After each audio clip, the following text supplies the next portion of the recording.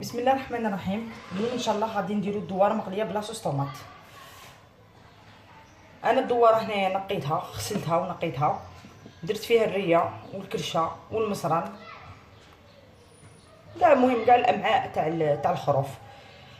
الكرشه انا درتها في الماء حامي بوندون 5 مينيت ولا، ومن بعد وليت رجعت كريتها باش نحيت لها كاع هذيك الجلفه الفوقانيه، هذيك الكحله، حتى المصران خاطش كيما نعرفوا كاع بلي تجي مشحمه بزاف، اسييت لي ماكسيموم باش نحي لها هذاك الشحم. نقيتها غايه من الداخل والريه مقصتها اون بتيدي، ومن بعد كي كملت درت لها مغرف تاع خل باش تروح لها شويه ديك الزفره تاعها تاع الدواره، ومن بعد عاودت وليت رجعت غسلتها مليح. انايا غادي نديرها في الماء والملح جوست باش طيب، باش كي نقعدو نتلمسوها كيما هكا تتفتت لنا في يدينا، ومن بعد نقلع لها داك الماء ونقليها، ما نديرلهاش كاع الزيت، ندير لها غير الماء والملح في الاول، ونديروها على نار تكون متوسطه، ما تكونش هايجه بزاف وما تكونش قليله خاطش هي تدي شويه وقت تاع طياب، وثانيك ما نقولوهاش النار باش ما يشفش الماء وهي تقعد خضره. نبداو على بركه الله. بسم الله.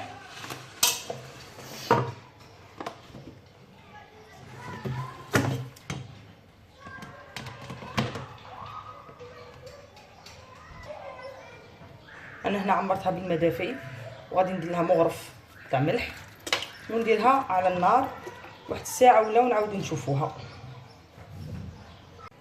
هاي الدواره تاعي من بعد ما طابت دات لي واحد نص ساعه ولا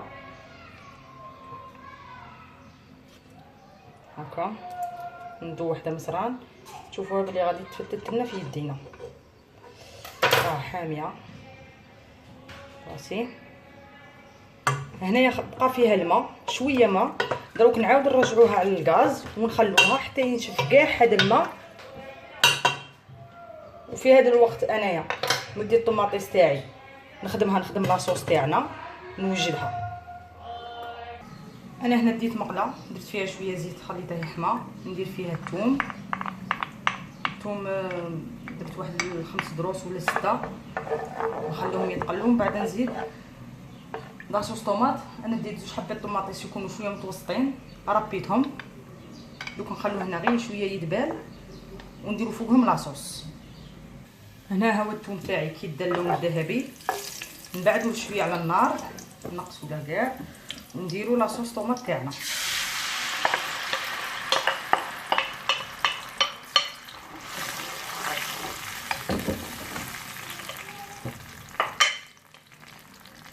هنا نديروا في لاصوص تاعنا الملح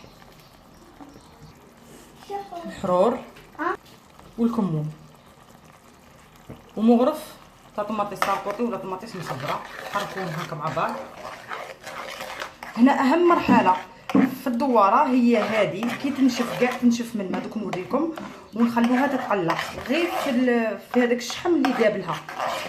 هذه هي اهم مرحله حتى تدي اللون الذهبي باش نضيفوا عليها لاصوص طوماط. لاصوص طوماط تاعنا حنا نخلوها تزيد شويه تطبخ وطيب.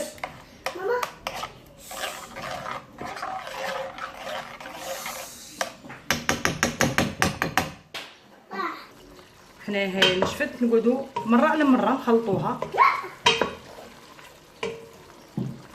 ونخلوها تتقلى.